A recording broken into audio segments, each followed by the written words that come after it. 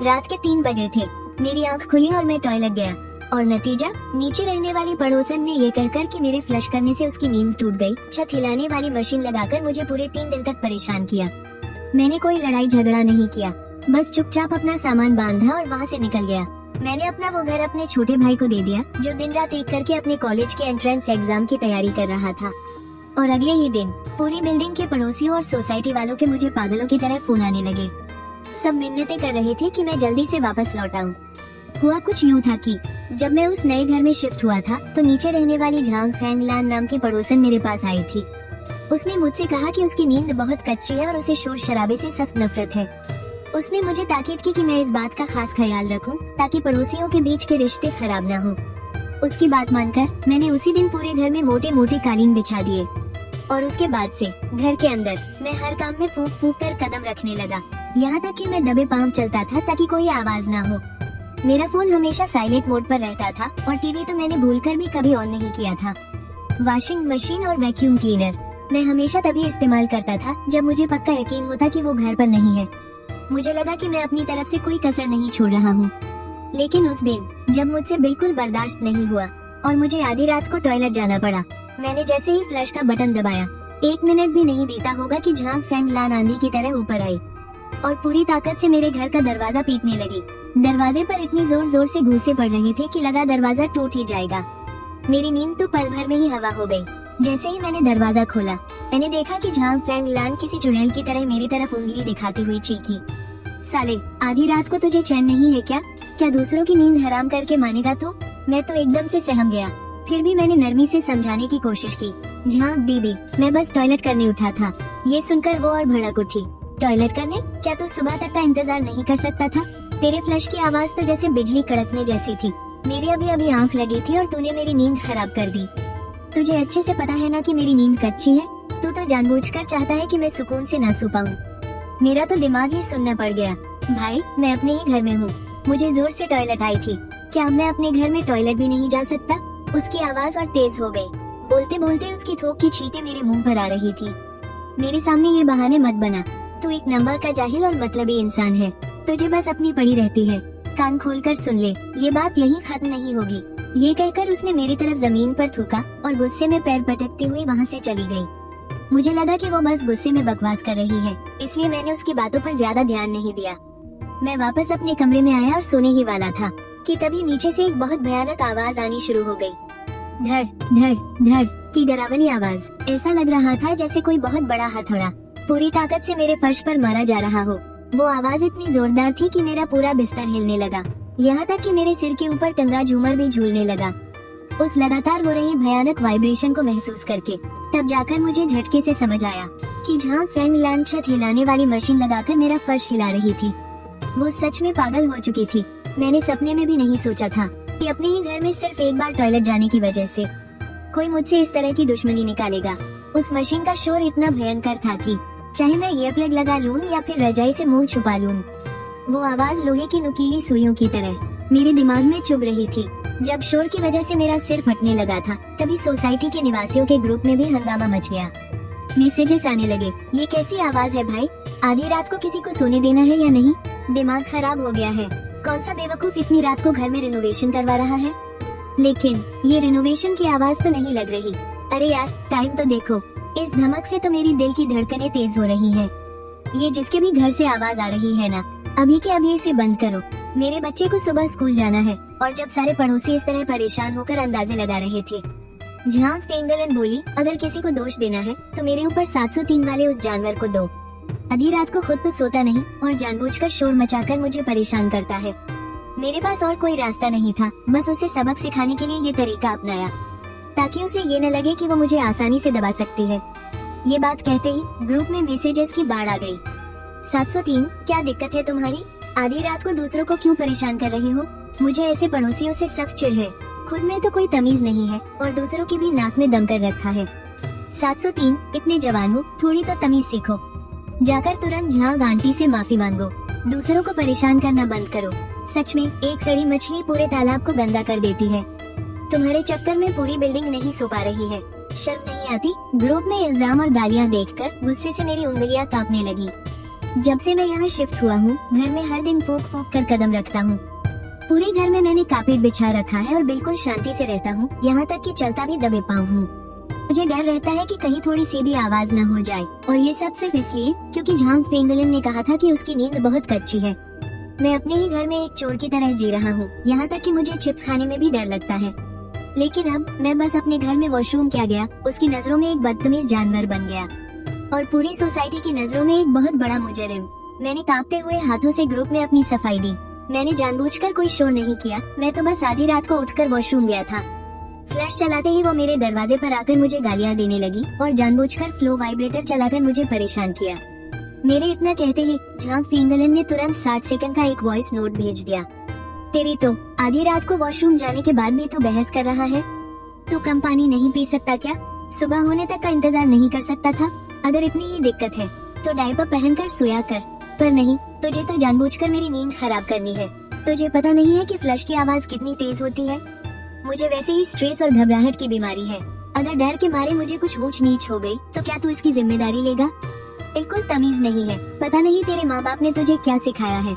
उसके इतना बोलते ही ग्रुप के लोग फिर से मैसेज करने लगे, 703 वाले, तुम जल्दी से झांग जी से माफी मांग लो, प्लीज हमें और परेशान मत करो, ये सब तुम्हारे ही कारण शुरू हुआ है। तुम जल्दी से इस मामले को सुलझाओ, मुझे कल सुबह जल्दी उठना है। अगर मेरी नींद खराब हुई और मैं ऑफिस नहीं जा पाया तो मैं तुम्हें नहीं छोड़ूंगा। फ्लो वाइब्रेटर का भयानक शोर और फोन की स्क्रीन पर इल्जामों की बौछार देखकर गुस्से से मेरी आंखों के आगे अंधेरा छा गया। गलती करने वाला और बदतमीजी करने वाला इंसान मैं नहीं था और न ही मैंने उन लोगों को परेशान किया था। तो फिर मैं क्यों सारी गलती अपने सिर लूं और माफी मांगूं? मुझे पता है कि झांग फेंगलन मुझसे बहुत पहले से इस सोसाइटी में रह रही है और ग्रुप के इन लोगों के साथ उसकी जान पहचान यकीनन ज्यादा अच्छी है, लेकिन मैंने कभी नहीं सोचा था कि ये सब के सब इतने जाहिल और बदतमीज होंगे।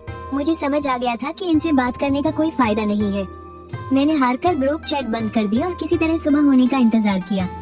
सुबह होते ही मैं सीधा सोसाइटी के प्रॉपर्टी ऑफिस गया। वहाँ प्रॉपर्टी मैनेजर वांग जीचियांग ने मुझे अटेंड किया। मैंने अपना गुस्सा पीते हुए उसे शुरू से लेकर आखिर तक सारी बात बता दी। वांग जीचियांग ने मेरी पूरी बात सुनी और बहुत आराम से अपनी चाय का घूंट भरा। इस मामले के बारे में हमने भी सुना है, लेकिन कहते हैं ना, पड़ोसियों के आपसी झगड़ों में कोई तीसरा क्या ही कर सकता है। पड़ोसियों के झगड़े तो आप लोगों को आपस में बातचीत करके ही सुलझाने चाहिए। मैं हैरानी से उसे देखने लगा, लेकिन ये कोई आपसी झगड़ा थोड़ी है, ये तो वो एक तरफा फ्लो वाइब्रेटर से मुझ पर हमला कर रही है। ये गैर कानूनी है। उसने मेरी जिंदगी हराम कर दी है और इससे मेरे घर की सुरक्षा को भी खतरा है। वांग जीचियांग ने हाथ हिलाते हुए कहा, अरे बात को इतना भी मत बढ़ाइए। हमने झांग जी की तरफ से भी बात समझी है। उनका कहना है कि आप अक्सर पूरी रात शोर मचाते हैं, वो भी परेशान होकर ही ये सब कर रही है। और उनका कहना है कि कल रात तुमने बहुत शोर मचाया था। मेरे पास तो कोई शब्द ही नहीं बचे। उनकी वजह से मैंने पूरे घर में कारपेट बिछा रखा है, कभी थोड़ी सी भी आवाज नहीं की। कल रात तो मैं बस बाथरूम गया था और फ्लश किया था, इसमें इतना क्या शोर हो जाएगा? अरे ठीक है ठीक है। वांग जीचियांग ने चीखते हुए मेरी बात काटी। झांग दीदी यहाँ की पुरानी मालिक है और मेरी चचेरी बहन भी है। मैं उन्हें अच्छे से जानता हूँ, वो बिना बात के किसी से नहीं उलझती। तुम अभी जवान हो और यहाँ नए आए हो, पुराने रहने वालों की थोड़ी इज्जत करना सीखो। रात में उठने से बचा करो। फ्लश की आवाज सच में काफी तेज होती है। मैंने एकदम चुप्पी साध ली। अब समझ आया कि झांग फेंगलान इतनी निडर क्यों है और ये मैनेजर भी उसी का पक्ष क्यों ले रहा है। तो असल में ये दोनों रिश्तेदार हैं। मेरे चेहरे के भाव कठोर हो गए। तो आपके कहने का मतलब है कि वो जो फ्लो वाइब्रेटर से मुझे परेशान कर रही है, उसमें मैनेजमेंट कुछ नहीं करेगा? वांग जीचियांग ने लापरवाही से टालते हुए कहा, बात कुछ ना करने की नहीं है, हम कुछ कर ही नहीं सकते। मुझे तो लगता है कि तुम्हें खुद में कमी ढूंढनी चाहिए। जरूरत पड़े तो थोड़ा झुक जाओ। आखिर ताली तो दोनों हाथों से ही बजती है ना। मैंने उसकी तरफ देखा और आगे कोई बहस नहीं की। मैं मुड़ा और मैनेजमेंट ऑफिस से बाहर निकल आया। झांग फेंगलान का वाइब्रेटर पूरे 3 दिन तक लगातार चलता रहा। मैं इंटरनेट पर कहानियाँ लिखता हूँ और सोचने लिखने के लिए मुझे एकदम शांत माहौल चाहिए होता है। उसके इस शोर शराबे की वजह से न तो मैं ठीक से सो पा रहा था और न ही अपना काम कर पा रहा था। मैंने पुलिस को बुलाने की कोशिश भी की, लेकिन जैसे ही पुलिस आती वो या तो जमीन पर लोट लोट कर नाटक करने लगती या फिर बीमार होने का बहाना बनाकर रोने धोने लगती। जब कोई रास्ता नहीं बचता तो वो कुछ देर के लिए अपना वाइब्रेटर बंद कर देती और जैसे ही पुलिस जाती वो उसे फिर से चालू कर देती और बड़ी बेशर्मी से मुझे चिढ़ाते हुए कहती, हिम्मत है तो पुलिस को जिंदगी भर के लिए यहाँ बिठा ले। अगर तेरे बस की नहीं है तो यहाँ से दफा हो जा। बाहर जाना तो अच्छा ही है, बस बाद में तुम पछताना मत। उसी दिन मैं अपना घर छोड़कर पास के ही एक होटल में जाकर रहने लगा। फिर मैंने अपने छोटे भाई को फोन किया जो बोर्ड एग्जाम्स की जोर शोर से तैयारी कर रहा था। तुम कुछ समय पहले मेरे नए घर में आकर रहना चाहते थे ना? मेरा वो घर अब खाली हो गया है, तुम आज ही यहाँ शिफ्ट हो जाओ। मेरा भाई पहले भी कई बार मेरे साथ रहने की जिद कर चुका था, लेकिन ये सोचकर कि नीचे रहने वाली झांग फेंगलान बहुत ही झगड़ालू औरत है, मैं कोई पचड़ा नहीं पालना चाहता था, इसलिए मैंने कभी हाँ नहीं कहा। लेकिन अब मुझे उसे मना करने की कोई जरूरत नहीं थी। मेरी बात सुनकर मेरे भाई ने तुरंत प्यार से जवाब दिया, ठीक है भैया, तो मैं अभी अपना सामान पैक करके वहाँ पहुँचता हूँ। मैंने उसे अपनी लोकेशन भेज दी और ताकीद करते हुए कहा, जब मेरी सोसाइटी के पास पहुँच जाओ तो मुझे कॉल कर लेना, मैं तुम्हें लेने आ जाऊंगा। थैंक यू भैया, थोड़ी देर में मिलते हैं। फोन काटने के बाद मैं होटल के सोफे पर पीछे की तरफ टिक गया और एक लंबी राहत की सांस ली। झांग फेंगलान, जब तुमने ठान ही लिया है कि मुझसे दुश्मनी मोल लेनी है, तो अब मेरे बुरे बर्ताव के लिए मुझे मत कोसना। थोड़ी ही देर में मेरे भाई का फोन आ गया। उसने बताया कि वो बस पहुंचने ही वाला है। मैं तुरंत सोसाइटी के गेट पर उसका इंतजार करने चला गया। वहां पहुंचते ही मैंने देखा कि मेरा भाई एक बड़ा सा सूटकेस और पढ़ाई की किताबों से भरा एक भारी बैकपैक लिए मेरी तरफ आ रहा है। उसने स्कूल की एकदम साफ सुथरी यूनिफॉर्म पहन रखी थी, कंधों पर बैग था और चेहरे पर एक मासूम सी सादगी थी। उसकी आंखों में एक अलग ही चमक थी। वो बिल्कुल वैसा ही शरीफ और किताबी कीड़ा है जिसका ध्यान सिर्फ पढ़ाई पर रहता है। मुझे यानी अपने बड़े भाई को देखते ही उसकी वो मासूम आंखें खुशी से चमक उठी। मैंने उसका सामान पकड़ा और उसे बिल्डिंग के अंदर ले जाने लगा। जैसे ही हम लिफ्ट में घुसे तो देखा कि झांग फेंगलान भी लिफ्ट में ही थी।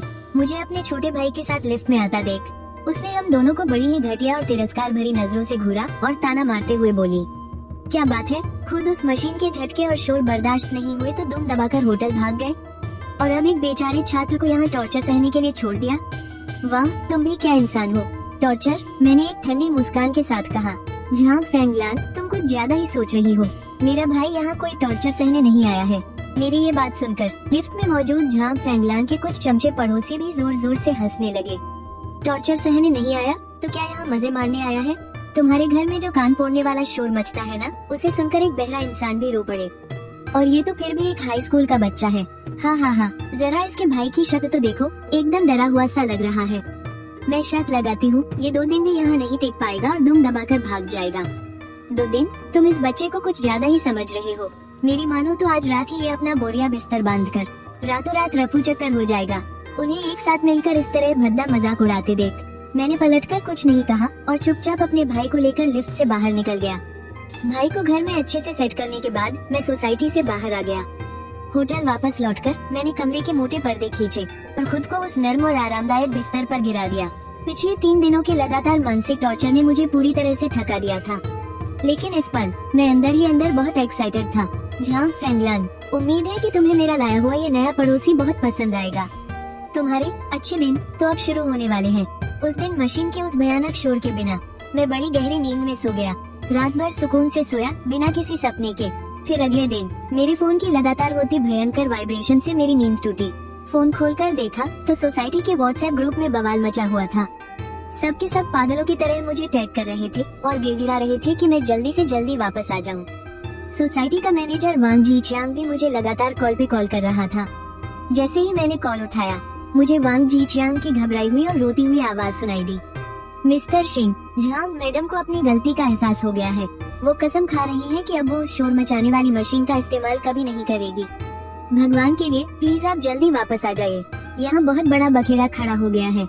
मैंने फोन के उस पार से वांग जीचियांग की वो फटी हुई मिन्नतें करती आवाज सुनी। मैंने बड़े ही आराम से करवट ली और एकदम अलसाई हुई आवाज में बोला, मैनेजर वांग, सुबह सुबह ऐसी भी क्या आफत आ गई? मैंने एक लंबी अंगड़ाई ली और उबासी लेते हुए कहा, आपको तो पता ही है ना, जब से मैंने वो सोसाइटी छोड़ी है मेरी नींद कितनी अच्छी पूरी हो रही है। मेरे दिन तो अब बड़े मजे में कट रहे हैं। वांग जीचियांग हड़बड़ाते हुए बोला, मिस्टर सिंह प्लीज ऐसा मत कहिए, आपके घर में इस वक्त। अरे नहीं, पूरी बिल्डिंग में ही जैसे भूचाल आ गया है। सारे पड़ोसी तो पागल हो चुके हैं। प्लीज हम पर रहम खाइए और तुरंत वापस आकर देखिए। मेरा घर? मैंने अनजान बनने का नाटक करते हुए पूछा। मेरे घर में भला क्या हो सकता है? घर में तो अभी मेरा छोटा भाई है, 12वीं क्लास का एक बहुत ही सीधा साधा और शरीफ सा बच्चा। वो तो अपने फाइनल बोर्ड एग्जाम की जी जान से तैयारी कर रहा है। वो बेचारा क्या शोर मचाएगा? वांग जीचियांग तो जैसे रो ही पड़ा। क्या शोर मचाएगा? मैं फोन पर ये सब नहीं समझा सकता। मिस्टर सिंह, मैं आपके हाथ जोड़ता हूँ, पहले हमारी ही गलती थी। झांक दीदी को अब सच में अपनी गलती का एहसास हो गया है। वो शोर करने वाली मशीन हमने उसी वक्त जब्त कर ली है। आप कहें तो उसे तोड़ भी देंगे। मेरी आपसे विनती है, कृपया आप वापस आकर रहने लगिए। मैंने बस हल्के से ओह कहा। अपने बालों से खेलते हुए मैंने बड़ी शांति से कहा, लेकिन मैनेजर वांग, मेरा छोटा भाई अपने एंट्रेंस एग्जाम की जी जान से तैयारी कर रहा है। उसका समय बहुत कीमती है। मैं यूं ही जाकर उसकी पढ़ाई में खलल नहीं डाल सकता। और वैसे भी वो तो बस एक बच्चा है, वो भला कितनी बड़ी मुसीबत खड़ी कर सकता है। हम सब पड़ोसी हैं, आते जाते एक दूसरे का सामना होता ही रहता है। थोड़ा तो समझदारी दिखाइए ना। आजकल के छात्रों के लिए ये सब आसान नहीं होता। समझदारी? वांग जीचिया की आवाज अचानक तेज हो गई। इस तरह की चीज में कोई कैसे समझदारी दिखा सकता है? हाँ, जब खुद के घर में आग लगी तब जाकर इन्हें दर्द का एहसास हुआ। जब उस मशीन के शोर से मेरा सिर फटा जा रहा था, तब क्या सबने मुझसे ये नहीं कहा था कि मैं समझदारी दिखाऊं और थोड़ा सब्र करूं? अब जब बात खुद पर आ गई तो कोई समझदारी क्यों नहीं दिखा पा रहा? मैं चुप ही रहा। वांग जीचियांग ने फिर घबराते हुए कहा, मिस्टर शेन, शायद आपको अंदाजा नहीं है कि बात कितनी बिगड़ चुकी है। पूरी इमारत में कोई भी इंसान चैन से नहीं रह पा रहा है। पड़ोस वाले फ्लैट 704 की बूढ़ी औरत कह रही है कि उसे तो हार्ट अटैक आ जाएगा, और फ्लैट 702 वालों ने तो पुलिस भी बुला ली है। यहाँ तक कि 5वीं और 6ठी मंजिल वाले भी लगातार शिकायत कर रहे हैं। मिस्टर शेन, सच कह रहा हूँ, ये मसला अब सिर्फ और सिर्फ आप ही सुलझा सकते हैं। वाकई मेरा भाई होने का पूरा हक अदा कर रहा है। मुसीबत से निपटने का उसका तरीका आज भी कितना जबरदस्त है।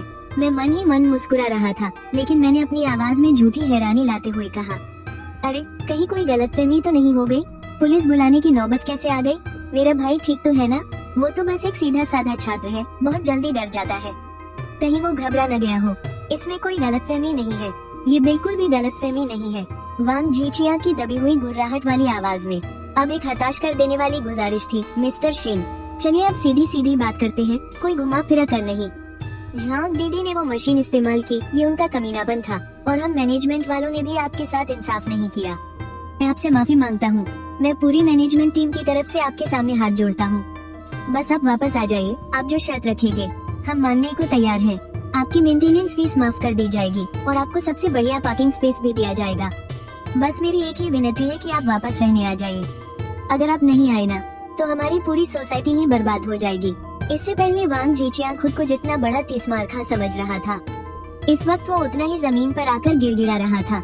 मेरे होठों पर एक हल्की सी मुस्कान आ गई, लेकिन मेरी आवाज पहले से भी ज्यादा उलझन से भरी हुई थी। मैनेजर वांग, क्या आपको नहीं लगता कि आप बात को कुछ ज्यादा ही बढ़ा चढ़ा कर बता रहे हैं? मेरा भाई तो बस 12वीं कक्षा का एक छात्र है, वो भला ऐसा क्या बड़ा बवाल खड़ा कर सकता है? वो पढ़ाई में बहुत तेज है, हद से हद वो बस अपना रिवीजन कर रहा होगा। क्या 12वीं की पढ़ाई करना भी कोई जुर्म हो गया है?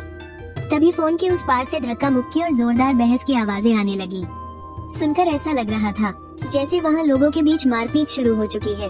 हालात को बेकाबू होते देख वांग जीचियांग की आवाज और भी ज्यादा घबरा गई। मिस्टर शेन, मैं आपके हाथ जोड़ता हूँ, बस एक बार वापस आकर अपनी आंखों से देख लीजिए, आपको सब समझ आ जाएगा। मुझसे अब और नहीं संभल रहा है। और झांक दीदी तो वो तो सच में घुटनों पर आ चुकी है। मुझे अंदर ही अंदर बड़ा मजा आ रहा था। अच्छा, लेकिन मुझे यहाँ कुछ जरूरी काम निपटाने हैं, मैं अभी वहाँ नहीं आ सकता। और वैसे भी मैंने यहाँ होटल के कमरे का किराया कई दिनों के लिए एडवांस में दे दिया है, वो वापस नहीं होगा। वांग जीचियांग ने डूबते को तिनके का सहारा मिलते ही तुरंत चिल्लाकर कहा, कमरे का किराया हम देंगे, 2 गुना देंगे, नहीं 3 गुना देंगे। आपका जो भी काम है हम करवा देंगे, बस आप कैसे भी करके वापस आ जाइए इसी वक्त, अभी के अभी। हम हर बात पर समझौता करने को तैयार है। अगर इनका रवैया पहले से ही ऐसा होता तो क्या ये नौबत आती? अब जब मैंने 3 दिनों तक नर्क झेला है, तुम लोगों को लगता है कि इतनी जल्दी छुटकारा मिल जाएगा? कुछ ज्यादा ही अच्छे सपने देख रहे हो तुम लोग। मैं 2 सेकंड के लिए खामोश रहा और फिर धीरे से एक लंबी सांस छोड़ी। जब मैनेजर वांग इतने दिल से कह रहे हैं तो ठीक है, मैं इस बारे में थोड़ा सोच विचार करूंगा, लेकिन अभी मुझे अपने हाथ का काम खत्म करना है। बाकी बातें मेरे फ्री होने के बाद ही होंगी। इससे पहले कि वो फिर से गिड़गिड़ाना शुरू करता, मैंने बिना कुछ सोचे समझे फोन काट दिया। कमरे में फिर से शांति छा गई। मैं चलकर खिड़की के पास गया। मैंने पर्दे हटाए और थोड़ी दूर पर मौजूद अपनी उस बिल्डिंग की तरफ नीचे झांक कर देखा। हालांकि वहाँ कुछ भी साफ दिखाई नहीं दे रहा था, लेकिन मैं अच्छी तरह से अंदाजा लगा सकता था कि वहाँ इस वक्त कैसी अफरा तफरी मची होगी और सबके सब कितने परेशान हो रहे होंगे। मेरे फोन की स्क्रीन फिर से चमक उठी। ये सोसाइटी के ग्रुप में लगातार आ रहे नए मैसेज थे। 703 वाले भैया, तुम कहाँ चले गए? जल्दी से वापस आ जाओ यार। अगर तुम वापस नहीं आए तो हम में से किसी को भी चैन नहीं मिलेगा। हम तुम्हारे हाथ जोड़ते हैं, प्लीज जल्दी वापस आ जाओ, मुझसे अब और बर्दाश्त नहीं हो रहा। इसके अलावा और भी कई अनजान नंबरों से मुझे लगातार कॉल आ रहे थे। मेरे चेहरे पर एक हल्की सी मुस्कान आ गई। मैंने अपना फोन फ्लाइट मोड पर डाला और मुड़कर बाथरूम की तरफ चला गया और बड़े आराम से गर्म पानी से नहाने लगा। भला जल्दी ही किस बात की है? असली तमाशा तो बस अभी शुरू ही हुआ है। गर्म पानी से नहाने के बाद मैंने बड़े आराम से अपने बाल सुखाए। अब सुबह के 10 बज चुके थे। मैंने अपना फोन उठाया और उसे फ्लाइट मोड से हटाया। पल भर में ही दर्जनों अनरीड मैसेज और मिस्ड कॉल के अलर्ट स्क्रीन पर भर गए। वीचैट मैसेजेस के नोटिफिकेशन लगातार बढ़ते ही जा रहे थे। सोसाइटी के ग्रुप में तो पूरी तरह से हाहाकार मचा हुआ था। मुझसे अब और सहा नहीं जा रहा। ये 703 वाला आखिर कर क्या रहा है? कल रात से लेकर अब तक एक पल के लिए भी शांति नहीं मिली है। मेरा बच्चा कल से ही लगातार रोए जा रहा है, बिल्कुल चुप ही नहीं हो रहा। सही कहूँ तो ये सच में बहुत ज्यादा परेशान करने वाला है। सोसाइटी का मैनेजमेंट कुछ कर भी रहा है या नहीं, कोई फायदा नहीं है। मैंने तो पुलिस को भी बुला लिया था, पुलिस भी कुछ नहीं कर पाई। मेरे सीने में बहुत घबराहट हो रही है। मैंने तो हॉट की दवा भी 2 बार खा ली है। अगर ऐसा ही चलता रहा तो मुझे पक्का एम्बुलेंस बुलानी पड़ जाएगी। अरे 703 वाले भाई, तुम जल्दी से वापस आ जाओ। मुझे पहले तुम्हें सोसाइटी का कचरा नहीं कहना चाहिए था। प्लीज तुम जल्दी से वापस लौट आओ ना। ग्रुप के इन सारे मैसेजेस को पढ़कर मेरी हंसी छूट गई। अभी तो बस शुरुआत हुई है और तुम लोगों की अभी से हालत खराब हो गई। तुम सबने मिलकर मेरे शरीर और दिमाग को पूरे 3 दिन और 3 रातों तक जो टॉर्चर किया है ना, उसके हिसाब से तो ये सजा कुछ भी नहीं है। मैंने ग्रुप चैट बंद किया और अपने आरामदायक स्पोर्ट्स कपड़े पहन लिए। मैंने पास के पार्क में टहलने जाने का फैसला किया। लगातार 3 दिनों तक उस मशीन की तेज आवाज से तड़पने के बाद मेरा दिमाग लगातार बहुत ज्यादा स्ट्रेस में था। अब रिलैक्स करने का बिल्कुल सही वक्त था। पार्क में सुबह की एक्सरसाइज करने वाले बुजुर्ग अभी भी वही थे। कुछ अंकल और आंटी ताई ची वाले कपड़े पहने हुए धीरे धीरे अपने हाथ घुमाते हुए कसरत कर रहे थे। उनकी हरकतों में एक गजब की शांति थी। मैंने वहाँ एक बेंच ढूंढी और उस पर बैठ गया। मैंने अपनी आंखें बंद की और चेहरे पर पड़ती धूप की गर्माहट को महसूस करने लगा। कितनी शांति है, ना कोई कान फाड़ देने वाली खटखट की आवाज और न ही पड़ोसियों के ताने और गालियाँ, न ही सोसाइटी मैनेजमेंट के वो झूठे बहाने। बस हवा से सरसराते पत्तों की मीठी सी आवाज और अंकल आंटियों की बातों और हंसी की गूंज। जिंदगी हो तो ऐसी होनी चाहिए।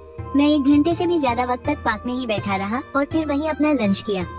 फिर मैं आराम से उठा और होटल की तरफ चल दिया। कमरे में लौटते लौटते दोपहर के 12 बज चुके थे। मैंने अपना फोन खोला। 87 missed calls, 213 unread WeChat message और 45 नॉर्मल मैसेज थे। मैंने वांग जीचियांग का भेजा हुआ वॉइस नोट प्ले किया। उसकी आवाज मिन्नतों से बदलकर अब पूरी तरह मायूस हो चुकी थी। मिस्टर सिंह, अगर आप अभी नहीं लौटे तो यहाँ बहुत बड़ा बवाल हो जाएगा। कोई यहाँ से घर छोड़कर जाने की तैयारी कर रहा था तो बाकी पड़ोसियों के मैसेज भी अजीबोगरीब थे। 703 वाले भाई, तुम्हारे घर में आखिर कौन सा राक्षस रह रहा है? भगवान के लिए उसे रोको। कल मेरे बच्चे का एक जरूरी मैच है। उसका आज रात अच्छी तरह सोना बहुत जरूरी है। अगर ऐसा ही चलता रहा तो पूरी बिल्डिंग की कीमत मिट्टी में मिल जाएगी। मैं बिना किसी भाव के ये सारे मैसेज पढ़ता रहा। मेरे मन में रत्ती भर भी दया नहीं थी। जब मैं उस फ्लोर शेकर की आवाज से तड़प रहा था तब इन लोगों का क्या रवैया था? या तो वो मुझे ताने मारते थे कि मैं आधी रात को वॉशरूम क्यों जाता हूँ, या फिर मुझसे माफी मांगकर समझौता करने को कहते थे, या फिर मुझे बर्दाश्त करने की नसीहत देते थे। अब जब खुद पर आए तो पता चल रहा है कैसे सबकी जान सूखी जा रही है। मैंने किसी भी मैसेज का कोई जवाब नहीं दिया। इसके बजाय मैंने अपने छोटे भाई को कॉल किया। शाओली, मेरे घर में रहकर कैसा लग रहा है? कोई दिक्कत तो नहीं? मेरे भाई की आवाज हमेशा की तरह बहुत ही प्यारी और भोली थी, लेकिन उसके लहजे में एक अजीब सा उत्साह था। हाँ, बहुत मजा आ रहा है। ये अब तक का सबसे बेहतरीन घर है जहाँ मैं रहा हूँ। मैं मुस्कुराया और सिर हिलाया। अगर तुम्हें पसंद है तो आराम से रहो। फोन काटने के बाद मैंने अपना लैपटॉप खोला और अपना पेंडिंग काम निपटाने लगा। पिछले कुछ दिनों से उस फ्लोर शेकर के शोर की वजह से मेरे आर्टिकल का काम काफी पीछे छूट गया था। सोचा अभी मौका है, इसे पूरा कर लूं। जब आप काम में मग्न होते हैं तो वक्त बहुत जल्दी बीतता है। जब मैंने एक चैप्टर लिखना खत्म किया और सिर उठाकर खिड़की के बाहर देखा तो अंधेरा गिरने लगा था। शाम के 6 बज रहे थे। मैंने एक लंबी अंगड़ाई ली, अपनी अकड़ी हुई गर्दन को थोड़ा घुमाया और फिर से अपना फोन खोला। इस बार तो मामला और भी ज्यादा बिगड़ चुका था। 142 मिस्ड कॉल्स। सबसे ताज़ा कॉल 10 मिनट पहले मैनेजर वांग जीचियांग की थी। उसने लगातार 3 बार कॉल की थी। मैंने हैरानी से अपनी भौहें उठाई और वांग जीचियांग को एक मैसेज कर दिया। मैनेजर वांग, क्या बात है, कोई परेशानी?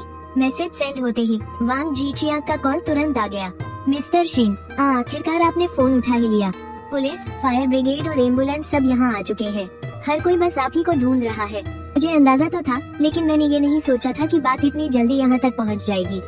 मैंने झूठी घबराहट दिखाते हुए जवाब दिया, क्या इतनी गंभीर बात क्या हो गई? कहीं मेरे भाई को तो कुछ नहीं हो गया? नहीं, आपके भाई को कुछ नहीं हुआ है, वांग जीचियांग ने तुरंत कहा। लेकिन आपके भाई की वजह से बहुत से लोग अस्पताल जरूर पहुंच गए हैं। अभी अभी एम्बुलेंस भर के लोगों को ले गई है। मैंने अपनी थ्योरियां चढ़ाई और सख्त लहजे में कहा, मैनेजर वांग प्लीज कुछ भी बकवास मत कीजिए। मेरा भाई अभी सिर्फ 12वीं क्लास का एक बच्चा है। वो भला इतना बड़ा हंगामा कैसे कर सकता है? क्या आप बात को कुछ ज्यादा ही बढ़ा चढ़ा कर नहीं बता रहे? वांग जीचियांग तो जैसे फूट फूट कर रोने वाला था। जरा भी बढ़ा चढ़ा कर नहीं बता रहा हूँ। मैं कसम खाता हूँ मिस्टर शेन, मुझे पता है कि पहले जो हुआ उसमें हमारी गलती थी। सिस्टर झांग ने फ्लो शेकर इस्तेमाल करके नीच हरकत की और मैंने उसका साथ दिया। ये मेरी बहुत बड़ी गलती थी। मैं आपके पैरों में गिरकर माफी मांगने को तैयार हूँ। बस मेरी खातिर आप जल्दी से यहाँ वापस आ जाइए। मैं कुछ सेकंड तक चुप रहा, फिर एक गहरी सांस छोड़ते हुए बोला, लेकिन मेरा काम अभी यहाँ खत्म नहीं हुआ है, और अगर मैं वहाँ आ भी गया तो इसकी क्या गारंटी है कि मैं ये मसला सुलझा पाऊंगा? हल हो जाएगा, बस आप एक बार आ जाइए तो पक्का हल हो जाएगा, वांग जीचियांग ने बेचैनी से कहा। मैं अभी आपके होटल के नीचे ही खड़ा हूँ। मेरी आपसे विनती है, कृपया जल्दी से मेरे साथ एक बार वापस चलिए। ये तो मेरे होटल के नीचे तक आ गया। लगता है अब इसके पास सच में कोई रास्ता नहीं बचा है। मैंने समय देखा और कहा, ठीक है तो मैं चलकर देखता हूँ। मैं नीचे गया और मेरी नजर सीधा होटल की लॉबी में खड़े वांग जीचियांग पर पड़ी। मुझे देखकर उसे लगा जैसे कोई भगवान मिल गया हो। मिस्टर शेन, आखिरकार आप सोसाइटी में वापस चलने के लिए मान ही गए। इससे पहले कि मैं कुछ कह पाता, उसने बेसब्री से मेरा हाथ खींचा और मुझे सोसाइटी की तरफ ले जाने लगा। मेरी बिल्डिंग के नीचे पहले से ही लोगों की भारी भीड़ जमा थी। वहाँ हमारी बिल्डिंग के वो पड़ोसी थे जो अंदर जाने की हिम्मत नहीं कर पा रहे थे, और दूसरी बिल्डिंग के लोग भी थे जो तमाशा देख रहे थे। पुलिस, दमकल कर्मी और डॉक्टर भी वहाँ खड़े थे। सभी लोग सिर उठाकर छठी मंजिल की बालकनी की तरफ देख रहे थे। झांग फैंगलान बालकनी के किनारे पर खड़ी थी और ऐसा लग रहा था कि वो कभी भी नीचे गिर सकती है। मुझे आता देख भीड़ में अचानक हलचल मच गई। वो आ गया, आखिरकार वो आ गया। मिस्टर शेन, आखिरकार आप आ ही गए। मैं तो आज पूरे दिन बिल्डिंग के अंदर अपने कमरे में जाने की हिम्मत ही नहीं कर पाया। ये बहुत डरावना है। मैंने अपनी पूरी जिंदगी में ऐसा कुछ पहले कभी नहीं देखा। हाँ, अगर आप नहीं आते तो आज सच में किसी की जान चली जाती। आप जल्दी से ऊपर जाकर अपने भाई को समझाइए, वरना सिर्फ झांग दीदी ही नहीं कूदेगी, बल्कि हम सबका भी यहाँ रहना मुश्किल हो जाएगा। ऊपर बालकनी में खड़ी झांग फैंगलान के बाल बिखरे हुए थे। उसकी आंखें लाल और सूजी हुई थी, और उसका पहले वाला वो घमंडी और कड़वा रवैया तो जैसे बिल्कुल गायब ही हो गया था। मुझे देखते ही उसकी आंखें लाल हो गई और उसने जोर से चिल्लाते हुए कहा, शीन फागनिंग, क्या तुमने ये सब जानबूझकर किया है? तुम खुद यहाँ से चले गए और मेरे ऊपर वाले फ्लैट में एक राक्षस को रहने के लिए छोड़ दिया, सिर्फ मुझे तड़पाने के लिए। हाँ हाँ, तुम जानबूझकर मेरी जान लेना चाहते हो, है ना? सच सच बताओ। उसकी ये हालत देखकर मुझे सच में थोड़ी हंसी आ रही थी। जब वो पहले मुझे परेशान कर रही थी तो क्या वो बहुत घमंड में नहीं थी? कहाँ गया उसका वो सारा गुरूर? मेरे भाई से पाला पड़ते ही ये मरने मारने पर क्यों उतारू हो गई? मैंने अपनी हंसी रोकी और बहुत ही मासूम सा चेहरा बनाकर कहा, झांग दीदी, आप कुछ ज्यादा ही बोल रही हैं। मैंने तो बस अपनी 12वीं की परीक्षा की तैयारी कर रहे अपने भाई को अपने घर में रहने दिया है, ताकि उसे पढ़ने और स्कूल जाने में आसानी हो। इसमें मैं आपकी जान का दुश्मन कैसे बन गया? जब आपने पहले मेरे भाई को देखा था तब तो आपको लगा था कि उसे दबाना बहुत आसान है ना? मेरे भाई का जिक्र होते ही झांग फैंगलान बुरी तरह कांप उठी। उसके चेहरे पर साफ खौफ नजर आ रहा था। नहीं, मुझे नहीं पता था कि वो इतना भयानक है। वो कोई इंसान नहीं, एक राक्षस है। वो एक शैतान है। तुम अभी के अभी उसे यहाँ से निकालो। उसे यहाँ से जाने को कहो, वरना आज मैं यही अपनी जान दे दूंगी। झांग फैंगलान बोलते बोलते और भी ज्यादा भड़क रही थी, और अंत में वो बिल्कुल ऐसे बर्ताव कर रही थी जैसे वो बस अभी नीचे कूदने ही वाली हो। ये देखकर वांग जीचियांग घबरा गया और जोर से चिल्लाया, दीदी, कोई बेवकूफी मत करना। मैंने मिस्टर शेन को खास तौर पर यहाँ बुलाया है ताकि ये मामला सुलझाया जा सके। ये कहते हुए उसने मेरी तरफ देखा और बहुत ही गंभीरता से कहा, मिस्टर शेन, भी यहाँ बात करके मेरी बहन को और मत भड़काइए। हम पहले ऊपर चलकर आपके घर का हाल देखते हैं। चलिए आपके भाई से मिलकर देखते हैं कि आखिर बात क्या है। मैंने सिर हिलाते हुए कहा, ठीक है। मेरी हाँ सुनते ही नीचे खड़ी पूरी भीड़ को मानो कोई डूबते को तिनके का सहारा मिल गया हो। हर कोई चमकती आंखों से मुझे देख रहा था, और इसी तरह लोगों की एक बड़ी भीड़ मुझे घेरकर बिल्डिंग के अंदर ले जाने लगी। उनका अंदाज ऐसा था जैसे वो किसी बहुत बड़े वीआईपी का स्वागत कर रहे हो। बिल्डिंग की लॉबी में घुसते ही वांग जीचियांग ने सबसे पहले लिफ्ट का बटन दबाया और मुझे 7वीं मंजिल पर ले गया। लिफ्ट के अंदर सब बिल्कुल शांत थे और वांग जीचियांग लगातार अपने माथे का पसीना पोंछ रहा था। लिफ्ट में कोई खास गर्मी नहीं थी, फिर भी उसकी पीठ पसीने से भीग गई थी। जल्द ही हम 7वीं मंजिल पर पहुंच गए। लिफ्ट का दरवाजा खुलते ही मैंने देखा कि 7वीं मंजिल के गलियारे में पहले से ही कई लोग खड़े थे। सब इसी मंजिल के रहने वाले थे। मुझे देखकर उनकी नजरें अजीब सी हो गई। उनमें थोड़ा गुस्सा था, थोड़ी राहत थी, लेकिन सबसे ज्यादा इस मुसीबत से बचा ले जाने की तड़प थी। 704 नंबर का दरवाजा खुला था। एक अधेड़ उम्र का आदमी चौखट के सहारे खड़ा था। उसके चेहरे का रंग भी उड़ा हुआ था। मैनेजर वांग मेरी माँ को अभी अभी अस्पताल लेकर गए हैं। डॉक्टर ने कहा है कि उन्हें पूरा आराम चाहिए। अगर 703 वालों का यही हाल रहा न, तो कसम से हमें कौड़ियों के भाव अपना घर बेचकर यहाँ से जाना पड़ेगा। वांग जीचियांग ने घबराते हुए हाँ में सिर हिलाया। उसके चेहरे पर लाचारी थी। मुझे पता है, मैं जानता हूँ। देखिए मिस्टर शेन आ तो गए हैं ना, बस अभी सब ठीक हो जाएगा। ये कहते हुए वांग जीचियांग मुझे मेरे ही घर के दरवाजे तक ले आया। उसने बेकरारी से दरवाजा खटखटाया। अंदर से मेरे छोटे भाई की साफ और मीठी आवाज आई। कौन है? मैंने अपने पीछे खड़े दर्द से बेहाल लोगों को देखा और फिर शांत आवाज में कहा, शियाओ यी, मैं हूँ तुम्हारा भाई। कुछ ही पल में दरवाजा खुल गया। घर के अंदर का नजारा देखकर सबकी आंखें फटी की फटी रह गईं। मेरा भाई दरवाजे पर खड़ा था। उसने एकदम साफ सफेद टी शर्ट और ट्रैक पैंट पहन रखी थी। उसके हाथ में एक मोटी सी प्रैक्टिस बुक थी। मुझे देखते ही उसके उस मासूम से चेहरे पर एक प्यारी सी मुस्कान खिल उठी। भैया, आप अचानक कैसे आ गए? आपने ये तो कहा था ना कि इन कुछ दिनों मुझे अकेले रहकर अच्छे से पढ़ाई करने दोगे। उसकी आवाज एकदम साफ थी, उसमें कुछ भी अजीब नहीं था। और कमरे का जो हाल था, उसे देखकर तो सबकी बोलती ही बंद हो गई। पूरा हॉल इतना साफ सुथरा था जैसे कोई शोरूम हो। पढ़ाई की मेज पर हर विषय की किताबें और नोट्स एकदम सलीके से रखे हुए थे। मेज के कोने में एक गिलास रखा था, जिसमें आधा गिलास साफ पानी था। पास ही रखे कूड़ेदान में कागज के कुछ रद्दी टुकड़े पड़े थे। इसके अलावा वहाँ फालतू की एक भी चीज नहीं थी। पूरा घर एकदम साफ और शांत था। वहाँ ऐसा कुछ था ही नहीं।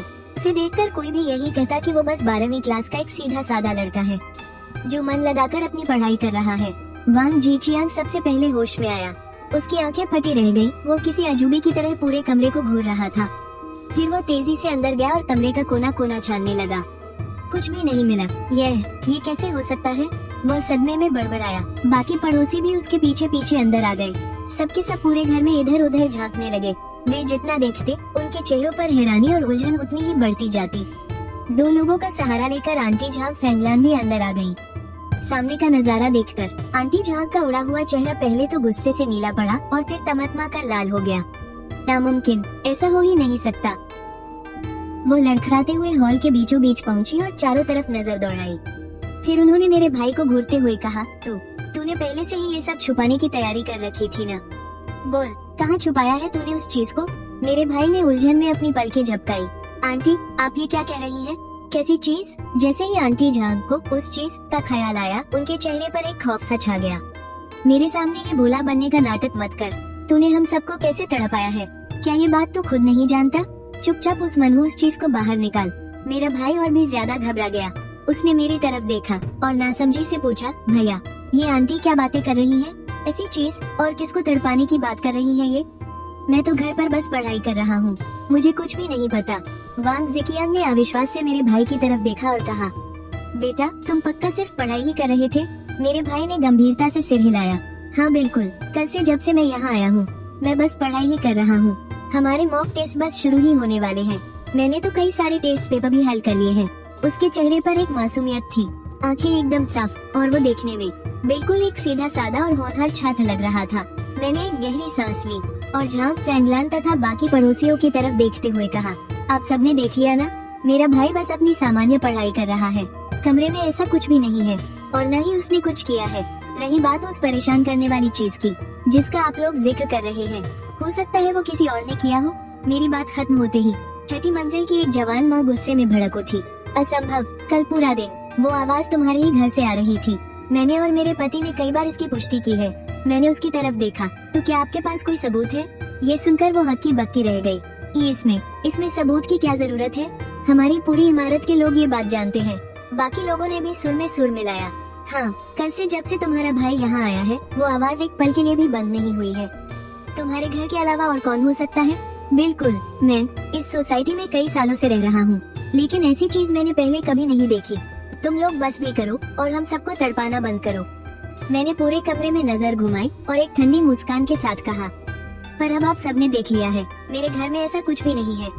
और मेरा भाई सच में बस अपनी पढ़ाई कर रहा है। तो आप लोग इतने यकीन के साथ कैसे कह सकते हैं कि वो परेशान करने वाली आवाज जिसका आप दावा कर रहे हैं वो मेरे भाई ने ही निकाली है? मेरा भाई अभी बस 12वीं कक्षा का छात्र है। आप लोग इस तरह उस पर जो कीचड़ उछाल रहे हैं ना, उससे उसकी पढ़ाई पर बहुत बुरा असर पड़ सकता है। वो एक टॉप स्कूल का होनहार छात्र है जो देश की सबसे बेहतरीन यूनिवर्सिटी में जाने वाला है। अगर आप लोगों की इन बेबुनियाद बातों की वजह से उसके नंबर कम आए और उसका भविष्य खराब हुआ तो क्या आप लोग इसकी जिम्मेदारी ले पाएंगे? मेरी इस बात ने उस शोर शराबे वाले माहौल को एकदम शांत कर दिया। सब लोग एक दूसरे का मुंह देखने लगे और काफी देर तक किसी के मुंह से एक लफ्ज नहीं निकला। वांग ज़ेकियांग ने हार नहीं मानी और उसने फिर से पूरे घर की तलाशी लेनी शुरू कर दी। उसने एक भी कमरा या कोना नहीं छोड़ा, लेकिन सारी जगह छान मारने के बाद भी उसे कुछ भी नहीं मिला। वो वापस लिविंग रूम में आया। उसके चेहरे पर उलझन और निराशा साफ दिख रही थी। मिस्टर शेन, क्या आपका भाई सच में यहाँ बैठकर सिर्फ पढ़ाई कर रहा है? कुछ और नहीं, मेरे भाई ने झट से जवाब दिया।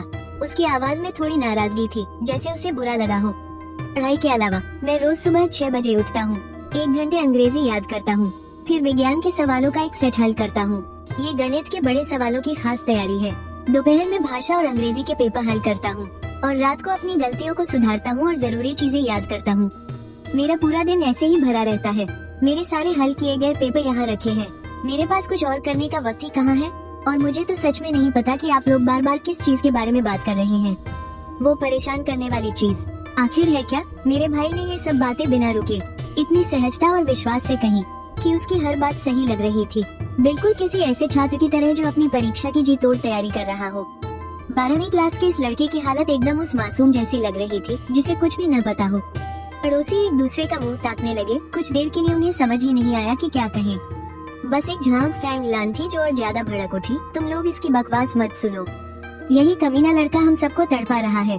मैं इसके ठीक नीचे वाले फ्लैट में रहती हूँ, मुझे पक्का यकीन है। तभी उस लड़के ने अचानक झांग फैंग लान की तरफ देखा और बड़ी मासूमियत से बोला, आंटी जी, क्या आजकल आप बहुत ज्यादा टेंशन में हैं? मैंने सुना है जिनकी नींद पूरी नहीं होती उन्हें अक्सर अजीबोगरीब आवाजें सुनाई देने का वहम होने लगता है। मेरे एक दोस्त की मम्मी का भी यही हाल था। उन्हें हमेशा लगता था कि ऊपर वाले फ्लो से आवाजें आ रही हैं। बाद में जब वो अस्पताल गई तो डॉक्टर ने बताया कि उन्हें नसों की कमजोरी और एंजाइटी की बीमारी है। ये कहते हुए उसने अपनी डेस्क से साइकोलॉजी की एक किताब उठाई। इस किताब में लिखा है, जब इंसान किसी खास तरह की आवाज को लेकर ज्यादा सेंसिटिव हो जाता है तो उसका दिमाग अपने आप ही वो आवाज पैदा करने लगता है, भले ही असल में वहाँ कोई आवाज न हो। आपको लगने लगता है कि आप सचमुच वो आवाज सुन रहे हैं। साइकोलॉजी में इसे एंटीसिपेटरी ऑडिटरी हेलुसिनेशन कहते हैं। उसने किताब के पन्ने पलटे और एक जगह उंगली रखते हुए बोला, देखिए, यहाँ एक केस स्टडी भी दी गई है। ये बिल्कुल आपकी अभी की हालत जैसी ही है। मुझे याद है जब मैं यहाँ नया नया आया था तब शायद आप लोगों में से कोई फ्लो शेकर मशीन का इस्तेमाल कर रहा था। क्या आप सब लोग भी उस फ्लो शेकर मशीन के शोर से परेशान नहीं थे? उस लड़के के इस लॉजिकल तरीके से समझाने पर वहाँ मौजूद हर कोई सन रह गया। अगले ही पल सारे पड़ोसी आपस में खुसुर पुसुर करने लगे। हाँ, बात तो पते की कह रहा है। पिछले कुछ दिनों से वो मशीन दिन रात बस हिलती ही रहती थी। मेरे कानों में तो 24 घंटे बस उसी की आवाज गूंजती रहती है। हाँ भाई, बिल्कुल सही कह रहे हो। अब तो जरा सी शांति होती है तो मुझे वाइब्रेशन की आवाज सुनाई देने लगती है। बहुत अजीब लगता है। इतनी देर का ये सारा ड्रामा झांग दीदी की उस मशीन की वजह से ही हो रहा है। अच्छा, तो मतलब कुछ लोग हमारी सोसाइटी में दीमक की तरह लगे हैं जो सबको परेशान करके रख देते हैं। सबकी ये ताने भरी बातें सुनकर झांग फैंग लान का चेहरा गुस्से से लाल पीला हो गया। वो बुरी तरह तमतमा उठी और उसने झटके से मेरी तरफ उंगली उठाई। उसकी चीखती हुई आवाज ने जैसे सन्नाटे को चीर कर रख दिया। शिन वान निंग, ये सब तेरी ही रची हुई चाल है ना? तू जानबूझकर मेरी जान लेना चाहती है। मैंने मशीन चलाकर तुझे परेशान किया था तो तू उस बात का बदला ले रही है। इसलिए तू इस शैतान लड़के को यहाँ ले आई ताकि और भी घटिया तरीके से मुझसे बदला ले सके। चुड़ैल कहीं की, तू मुझे पागल कर देना चाहती है। तू बस यही चाहती है कि मैं मर जाऊँ। वो पागलों की तरह चीख रही थी और तभी वो अचानक मेरे घर की बालकनी की तरफ भागी। झांग दीदी, ये आप क्या कर रही हैं? वांग जी चियांग ने सबसे पहले उसे देखा और चिल्लाते हुए उसे रोकने के लिए दौड़ा, लेकिन झांग फैंग लान की फुर्ती बहुत ज्यादा थी। वो कुछ ही कदमों में बालकनी तक पहुंच गई। उसने झटके से बालकनी की शीशे वाला दरवाजा खोला और अपना आधा शरीर बाहर की तरफ लटका दिया। 7वें फ्लोर की तेज हवा अंदर की तरफ सनसनाती हुई आ रही थी। हवा के झोंकों से उसका शरीर बुरी तरह डगमगा रहा था। ये सब देखकर वहाँ मौजूद सारे पड़ोसियों के होश उड़ गए। झांग दीदी, पागलपन मत करो, बैठकर बात कर लेते हैं। दीदी प्लीज ऐसा कोई बेवकूफी भरा कदम मत उठाओ। हम सब तो बस अपनी परेशानी बता रहे थे, इसमें जान देने वाली क्या बात है भला। झांग फेंगलान ने पीछे मुड़कर सबको देखा। उसके चेहरे पर एक खौफनाक और पागलों वाली मुस्कान थी। बैठकर बात करें, अब क्या खाक बात करेंगे। तुम सब लोग तो उसी की तरफदारी कर रहे हो ना। सबको लगता है कि सारी गलती मेरी है। शिनवान निंग, अब तो तुझे तसल्ली मिल गई ना। तू यही चाहती थी ना कि मैं मर जाऊं? तो ले, मैं तेरी एक ख्वाहिश भी पूरी कर देती हूँ। उसने नीचे छलांग लगाने का नाटक किया और वहाँ मौजूद हर कोई खौफ से कांप उठा। सबने अपनी आंखें बंद कर ली, किसी की देखने की हिम्मत नहीं हुई। नीचे से भी तुरंत चीखने चिल्लाने की आवाजें आने लगी और कुछ लोग नीचे खड़े होकर अपने फोन से वीडियो बना रहे थे। ये देखकर वांग जिकियांग पसीने से तरबतर हो गया और मेरे सामने गिड़गिड़ाते हुए बोला, मिस्टर शिन, आप जल्दी से झांग जी को समझाइए ना। भले ही आप दोनों के बीच पहले जो भी दुश्मनी रही हो, लेकिन बात किसी की जान जाने तक तो नहीं पहुंचनी चाहिए ना। बाकी लोगों ने भी हाँ में हाँ मिलाई। हाँ मिस्टर शिन, आप जल्दी से माफी मांग लीजिए। पहले उन्हें किसी तरह नीचे बुला लीजिए, फिर बात करेंगे। किसी की जिंदगी का सवाल है। माना कि झांग जी ने पहले जो किया वो गलत था, लेकिन इसके लिए उन्हें मरने तो नहीं दिया जा सकता ना। मुझे घूरते उन इल्जाम भरी नजरों को देखकर मुझे हंसी आ गई। फिर से वही नाटक। झांग फेंगलान चाहे कितनी भी नौटंकी कर ले, आखिर में माफी मांगने का दबाव हमेशा मुझ पर ही डाला जाता है। मैंने कुछ नहीं कहा, बस चुपचाप बालकनी पर खड़ी झांग फेंगलान को ठंडी निगाहों से देखता रहा। भले ही उसका आधा शरीर बालकनी के बाहर लटक रहा था, लेकिन उसके दोनों हाथों ने रेलिंग को पूरी ताकत से जकड़ रखा था। उसका शरीर भी हल्का हल्का कांप रहा था। उसके हाव भाव से साफ लग रहा था कि नीचे गिरने से उसे किसी भी और इंसान से ज्यादा डर लग रहा है। मैंने तंज कसते हुए सांस छोड़ी और झांग फेंगलान से बिल्कुल शांत आवाज में कहा, तुम्हें नहीं लगता कि तुम बहुत बड़ा मजाक कर रही हो? वहाँ मौजूद हर कोई सन रह गया। जाहिर सी बात है, किसी ने ये उम्मीद नहीं की थी कि ऐसे हालात में भी मैं झांग फेंगलान को उकसाने की हिम्मत करूंगा। यहाँ तक कि खुद झांग फेंगलान ने भी अविश्वास से पीछे मुड़कर मुझे देखा। क्या बकवास कर रहे हो? मैंने आराम से कुछ कदम आगे बढ़ाए और अपने सीने पर हाथ बांध लिए। मैंने बिल्कुल शांत स्वर में कहा, रहने दो, ये ड्रामा बंद करो। झांग फेंगलान, तुम्हारी छलांग मारने की कोई हिम्मत, तुम्हारे कहने का क्या मतलब है? तुम्हें लगता है कि मुझ में कूदने की हिम्मत नहीं है? मैंने अपनी भौहें उठाई। तुमने इतनी जो मशक्कत की है, बस मेरा ये घर ही तो हथियाना चाहती हो ना। अब जबकि घर तुम्हारे हाथ नहीं आया है, तो तुम अपनी जान कैसे दे सकती हो? मेरी यह बात सुनते ही वहाँ एकदम सन्नाटा छा गया। झांग फेंगलान का चेहरा पल भर में कागज की तरह सफेद पड़ गया। तुम क्या बकवास कर रही हो? मैं बकवास कर रही हूँ? मैंने हल्की सी हंसी हंसते हुए हैरान खड़े पड़ोसियों से गंभीरता से कहा, आप सब, क्या आप जानते हैं कि झांग फेंगलान मुझ पर फ्लो शेकर मशीन का इस्तेमाल क्यों कर रही थी? इसका कारण मेरा आधी रात को टॉयलेट जाना बिल्कुल नहीं है, बल्कि वो इस घर को कौड़ियों के भाव खरीदना चाहती है। ये बिल्डिंग एक अच्छे स्कूल वाले इलाके में है। यहाँ घरों की कीमतें हमेशा ऊंची रहती है, लेकिन उसकी नजर 7वीं मंजिल पर मेरे इस घर पर गड़ी थी। वो इसे बाजार के भाव से बहुत कम कीमत पर हथियाना चाहती थी। मैं पल भर के लिए रुकी और झांग फेंगलान के उतरते हुए चेहरे को देखकर अपनी बात जारी रखी। उससे पहले इस घर में रहने वाले मिस्टर ली को भी इसने ऐसे ही घटिया हथकंडे अपनाकर यहाँ से भागने पर मजबूर किया था। मिस्टर ली दिमागी तौर पर थोड़े कमजोर थे। झांग फेंगलान रोजाना नीचे से उनकी छत पीटती थी और आधी रात को जानबूझकर शोर मचाती थी। लगातार 73 महीनों तक ऐसा ही चलता रहा, जिससे मिस्टर ली का दिमागी संतुलन बिगड़ गया और वे मजबूर होकर अपना घर औने पौने दाम पर बेचकर चले गए। लेकिन झांग फेंगलान को वो कीमत भी थोड़ी ज्यादा लग रही थी, इसलिए उसने तब ये घर नहीं खरीदा। फिर जब मैं यहाँ रहने आई, तो उसने फिर से अपनी वही पुरानी चालें चलनी शुरू कर दी। मेरे यहाँ आने के पहले ही दिन से उसने मुझे तरह तरह से परेशान किया। जब उसने देखा कि मैं सब कुछ बर्दाश्त कर रही हूँ, तो उसने और भी घटिया तरीके अपनाने शुरू कर दिए। आधी रात को मेरे टॉयलेट जाने से उसकी नींद खराब होने का बहाना बनाकर उसने पूरे 3 दिनों तक फ्लो शेकर से मुझे परेशान किया। उसने ये सब सिर्फ इसलिए किया ताकि वो मुझे सस्ते में अपना घर बेचकर यहाँ से जाने के लिए मजबूर कर सके। मैं जैसे जैसे बोल रही थी, झांग फेंगलान के चेहरे का रंग वैसे वैसे उड़ता जा रहा था। आसपास के पड़ोसी ये सब सुनकर हक्के बक्के रह गए। अच्छा, तो ये बात है, तभी तो ये हमेशा ऊपर रहने वालों के लिए मुसीबत खड़ी करती है। हाँ, मुझे भी अजीब लगता था कि ऊपर जो भी नया किराएदार आता है, उसके साथ ही दिक्कत क्यों होती है। असल में असली खराबी तो खुद इसी में है। इस तरह से दूसरों को तड़पाना और उन्हें औने पौने दामों में अपना घर बेचकर सोसाइटी छोड़ने पर मजबूर करना, ये तो बहुत ही नीच हरकत है। झांग फेंगलान बालकनी में खड़ी थी। उसका पूरा शरीर कांप रहा था। उसके होंठ काफी देर तक फड़फड़ाते रहे। तभी वो हकलाते हुए बोली, तुम बकवास कर रहे हो। तुम मुझ पर झूठा इल्जाम लगा रहे हो।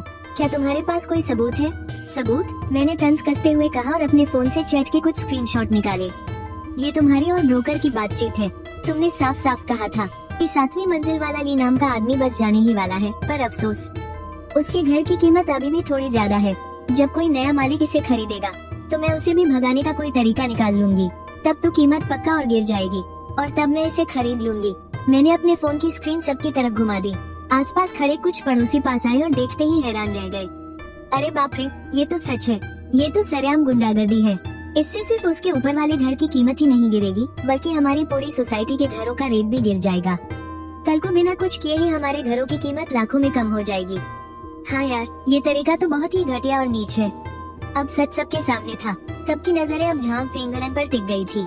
हर किसी की आंखों में धोखा खाने का गुस्सा और नफरत साफ दिख रही थी। झांग फेंगलन बालकनी के किनारे खड़ी थी। उसे समझ नहीं आ रहा था कि क्या करे। उसके उस चिड़चिड़े चेहरे पर पहली बार असली घबराहट दिख रही थी। मैं तो बस घर खरीदने के लिए थोड़े पैसे बचाना चाहती थी। इसमें मेरी क्या गलती है?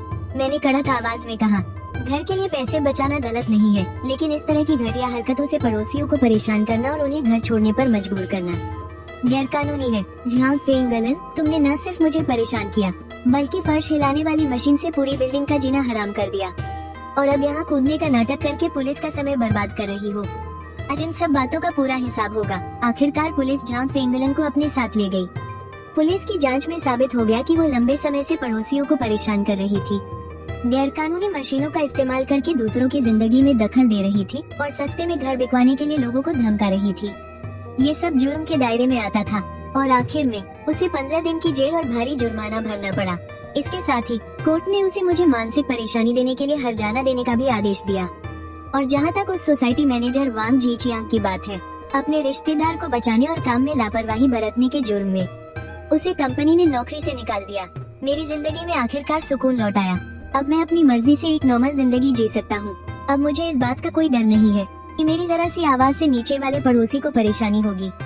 वो आजादी का एहसास सच में कमाल का था। इसके बाद के दिनों में मेरा छोटा भाई मेरे साथ ही रहने लगा। बस उसकी एक ही आदत थी, वो ठहरा एक पढ़ाकू जिसे अपनी पढ़ाई पूरी करने के बाद तरह तरह के नए गैजेट्स बनाने का शौक था। एक दिन उसने अपने बैग से एक बड़ी अजीब सी मशीन निकाली। भैया ये देखो, यह मैंने खास तौर पर तुम्हारी उस नीचे वाली पड़ोसन के लिए बनाया था। मैं इसे साउंड वेव रिफ्लेक्टर कहता हूँ। यह एक खास तरह की आवाज को पकड़ता है, फिर कैलकुलेशन करके उस आवाज को कई गुना बढ़ा देता है और वापस उसी तरफ भेजकर हर जगह फैला देता है। जिस दिन मैं यहाँ रहने आया था तभी मैंने सुन लिया था कि वो नीचे वाली आंटी अपनी उस मशीन से तुम्हें परेशान कर रही थी। उसी दिन मैंने ये साउंड वेव रिफ्लेक्टर बना लिया था, जिससे उसकी मशीन की आवाज कई गुना तेज होकर वापस उसी के पास जाने लगी, ताकि वो आवाज और भी भयंकर होकर पूरी बिल्डिंग के कोने कोने तक पहुँच जाए। इसीलिए उस दिन तुम्हारी पूरी बिल्डिंग और खुद झांग फेंगलन भी उस मशीन की भयानक और तेज आवाज से शोर बर्दाश्त के बाहर था। मैंने मुस्कुराते हुए उसके बाल सहलाए। मुझे पता था कि तुम कोई न कोई जुगाड़ जरूर निकाल लोगे। मेरा ये भाई दिखने में तो एकदम सीधा साधा लगता है, लेकिन मजाल है जो कोई इसका जरा सा भी नुकसान कर जाए। और सबसे बड़ी बात तो ये है कि इसका दिमाग बहुत तेज चलता है। मुसीबतों से निपटने के लिए वो हमेशा कुछ न कुछ नया जुगाड़ बनाता रहता है। पहले वो हमेशा कहता था कि उसे मेरे साथ आकर रहना है। तब मैंने उसे बताया था कि नीचे रहने वाली पड़ोसन का स्वभाव कुछ ठीक नहीं है और वो बात बात पर क्लेश करती है। तो वो हमेशा कहता था कि वो तो पैदा ही मुसीबतें सुझाने के लिए हुआ है। मुझे अंदाजा नहीं था कि इस बार सच में उसी के भरोसे झांग फेंगलन जैसी इतनी बड़ी मुसीबत से छुटकारा मिल जाएगा। बालकनी में सूरज की खिली खिली धूप आ रही थी। दिन बहुत ही गर्म और सुहाना था। मैं और मेरा भाई लिविंग रूम में बैठकर वीडियो गेम खेल रहे थे। हम दोनों जी भरकर हंस बोल रहे थे। पूरे घर में हमारी खुशी और हंसी की आवाजें गूंज रही थी। आखिर एक घर को ऐसा ही तो होना चाहिए।